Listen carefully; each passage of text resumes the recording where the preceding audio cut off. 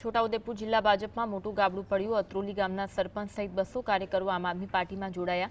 25 વર્ષ સરપંચ પદે ફરજ બજાવનાર અત્રોલી જૂથ ગ્રામ પંચાયતના માજી સરપંચ રૂપસિંહ રાઠવા ભાજપ છોડી પોતાના 200 થી 300 કાર્યકરો સાથે આપમાં જોડાયા।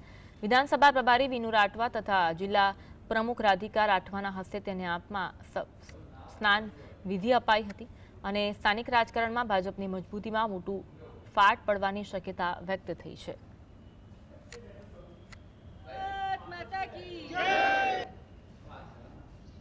30 વર્ષથી ભાજપમાં અમે કામ કર્યું, પણ આ 2-3 વર્ષથી ભાજપના નેતા કોઈ અમને સપોર્ટ નથી આપ્યા। લોકોની સમસ્યા જે રોડ રસ્તા, પાણીની સમસ્યા, લાઇટની સમસ્યા કોઈ બી કે આ થાય કે 3 વર્ષથી અમને કોઈ સપોર્ટ નથી આપ્યો। તો વર્ષોથી આઝાદીના 79 વર્ષ સુધી આજ દિન સુધી અમુક લોકોને રસ્તોની સુવિધા મળેલી નથી। આજે રૂપસિંહભાઈ સરપંચ એમની મોટી સંખ્યાઓમાં અમારી આમ આદમી પાર્ટીમાં ખેસ ધારણ કરીને જોડાઈ રહ્યા છે।